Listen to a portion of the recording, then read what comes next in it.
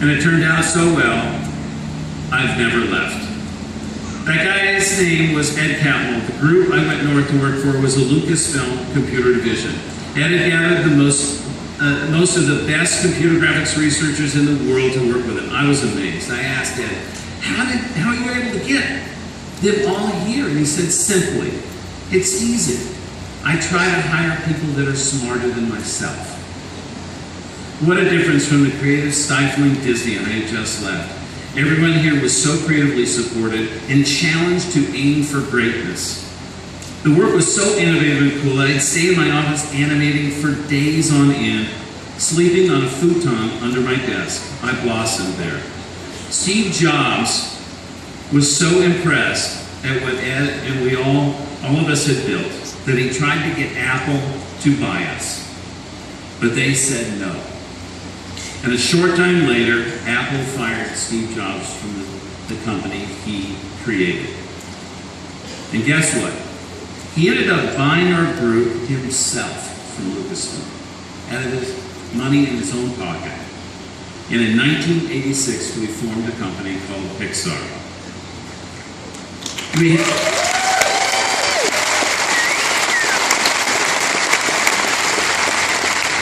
We all have dreams we follow. Often we build large parts of our lives around pursuing those dreams. So when there comes a point at which a door gets slammed in your face, and there inevitably will, it can be crushing. What I'm here to say is how you react to these setbacks can end up defining you more than the pursuit of the dream itself.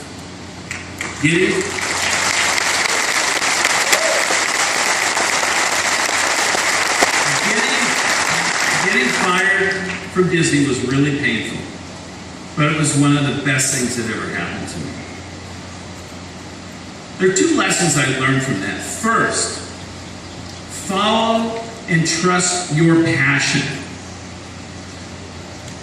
When you get shut down, it's easy to doubt yourself, or even be tempted to throw in the towel altogether. But it's in those moments that it's most important for you to hold on to the things that inspire you, the things that you love to do. If I had stopped pursuing computer animation and just done what I was told at Disney, I would not be where I am today. I know that not everyone finds their passion early like I did, but everyone has that little voice inside, that intuition. Follow that intuition. Head towards the work that feels meaningful and satisfying, and it will lead you to where you're meant to be. Second, when bad things come your way, stay positive. Learn what not to do in negative situations. I got squished at Disney by someone who told me to keep my mouth shut and do what I was told.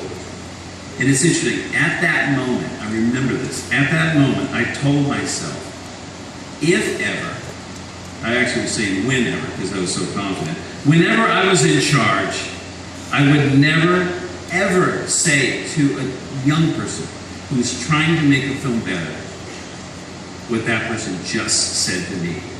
In two sentences, this guy made me not care about the project I was working on or the studio. And I vowed never to do that, and I never have.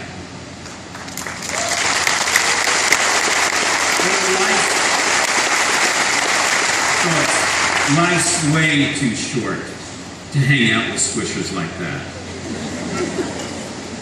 Years after I left Disney, the studio came back and offered me a job as a director, paying 4 times what I was making at Pixar. But I stayed with Pixar. Even though at the time it was a small company that was barely staying afloat.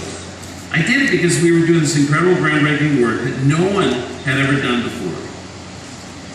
But just as importantly, I did it because Pixar was a place that enabled people, that trusted people, that hired the best people in the world, let them do what they were great at, and always challenged them to be better. If I hadn't learned how important it was to be around people who lift you up and make you better,